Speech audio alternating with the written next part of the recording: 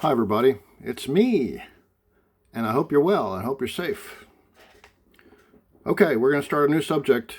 We're talking about the basics of listening well. And we're going to focus on one particular skill called reflection. And so let's get started. First of all, there's hearing, which is biologically receiving sounds.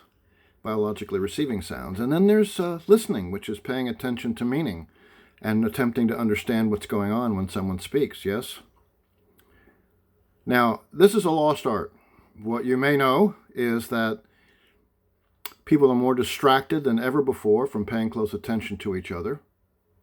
And that's a shame, because paying close attention to each other deepens understanding, and it increases the chance that we will get our needs met, and that they will get their needs met, that we will form a relationship that has the possibility of deepening is a marvelous thing.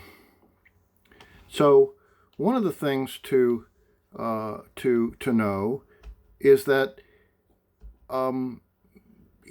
listening well is a matter of practice.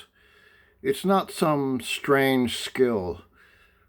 But if you continue your education, you get into grad school, you're going to do a lot of listening and you're going to do a lot of reflection, which is probably the core skill that you will spend the most time on. You may even at UCO be pulled into a room and reflect for an hour with someone. That'll be the only skill you practice that long. Well, listening well has lots of benefits. It reduces stress, and so it actually improves our immune system. So if you want to stay a little healthier over the next month or two, listen well. We know that listening well is related to things like related to happiness. As a result of better communication, it results in people lasting longer when there's downturns at a company. There are all sorts of advantages. All right. So you need to understand, and I think you do already, that when you're speaking with someone in the same room, you share your external environment and whether or not that is composed of distractions, but you also have internal distractions and an internal environment that you don't share. So the thoughts you have, the feelings you have, all of those things, even the way you feel physically, all those things are potentially disrupting, okay? So the first thing to know is when you're doing a good job at listening to somebody, you need to remove as many distractions as possible. Turn off television and screens and stereos and if you can find a more quiet place to sit and talk, that's better. Okay, and you can imagine, if you will, a therapy office that's very quiet, with ideally soundproof walls and very little noise coming from fans and so on. Right? That's all ideal. Okay, so how do we make sense of this listening thing? Well, let me say it in a more dramatic way, okay? Being listened to means that you are taken seriously by other people. Yeah? Listen to means that your ideas and feelings are known by others. Yeah? That what you say matters, and therefore that you matter. It shows respect, it builds trust, it cements relationships. It's respectful. Okay. Unfortunately, it's not as common to see that kind of close attention. But I think you know what it feels when someone listens very carefully to what you have to say. It feels pretty darn good. It actually spikes a little dopamine in our brains, which means, in turn, that it has survival value, doesn't it? You're more likely to get your needs met. You're more likely to work together to reach goals. You're more likely to understand what a partner needs, those kinds of things. Now, there are a lot of bad habits that people have. One of those is interrupting. Don't you hate it? Yeah, everybody hates it because it means that what they want to say and what they're thinking about is really more important than what you have to say. Yeah. Not looking at somebody, rushing them, being distracted, finishing their sentences, judging them, telling them what to do. These are all things that we want to avoid.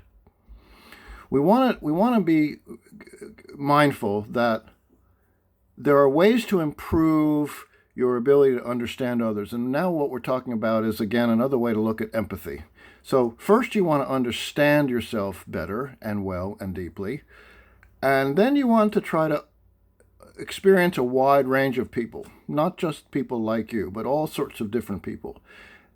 And look for similarities because that draws you closer. How are you similar to this person? Rather than focusing on differences. Focusing on differences is perhaps the origin of things like racism and ageism and sexism and the isms and so on.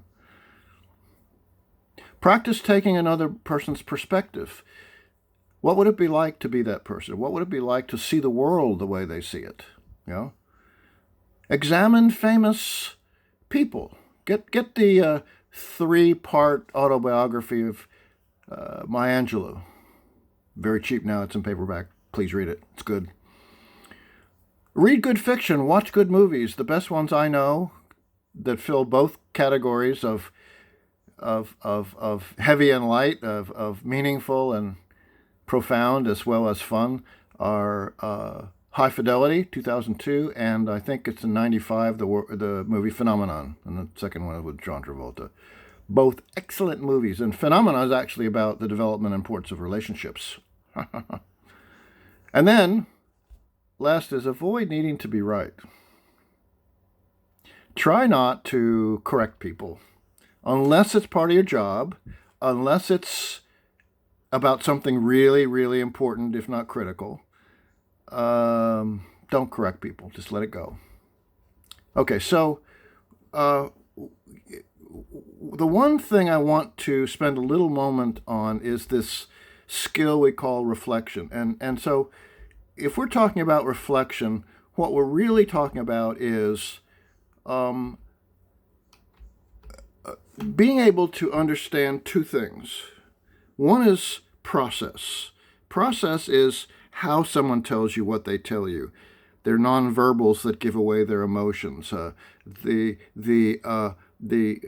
emotional components, if you will. And then there's the content. The content is the facts. So if somebody said, I went to the store the other day and got really irritated, the facts are they went to the store, and the process is that they got irritated when they went to the store. And if you were going to say something that was a reflection of that, in other words, what is in your own words a communication of those things, you could say, you got a little angry when you went to the store. You got a little angry when you went shopping, you see. It's not hard, but it takes practice. If we were in a classroom, we would do a lot of this. We would practice this an awful lot. You will do this again, as I said, if you go into a counseling graduate program, you'll see this. Okay. One more skill that I want to talk about is asking good questions. Now, this is a lot of art. Okay, this is a tougher one. So, what I want you to think about is focusing on questions that are more like how and what than any other kind of question. So, questions that yield a yes or a no get you quick answers that are reliable, but they don't really get you much in the way of the person you're listening to thinking at a deeper level about what's going on. Where, when, who, those are shorter answers as well, a little bit more consideration.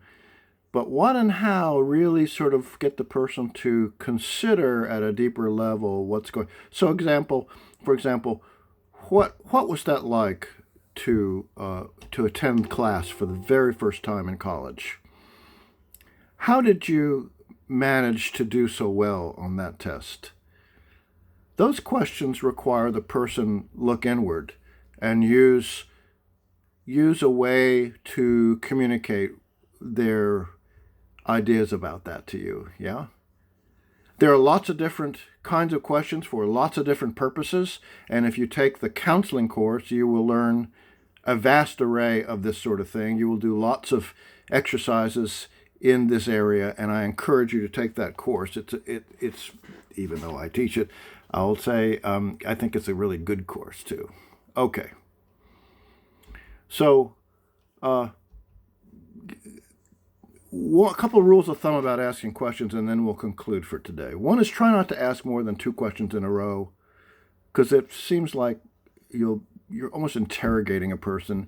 And use things like I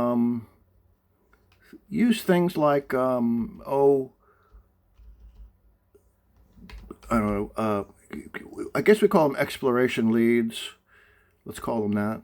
Things like, tell me more about, it's not a question, but it allows them to fill in. Tell me more about attending class for the first time. Help me understand your first day in class. Give me an example of how that went for you. I'd like to learn more about this from your perspective. Fill in the details about what you just said. Those are examples of ways to use leads, exploration leads, if you will, to get the person to think more deeply, to respond in a more interesting way, to deepen a conversation, even though it may not be a counseling session. That's a great, these tools are great in everyday conversation. I want to give you one possibility, though, and one warning. When you start using these skills in everyday conversation, people are going to love to talk to you. Okay, talk to you next.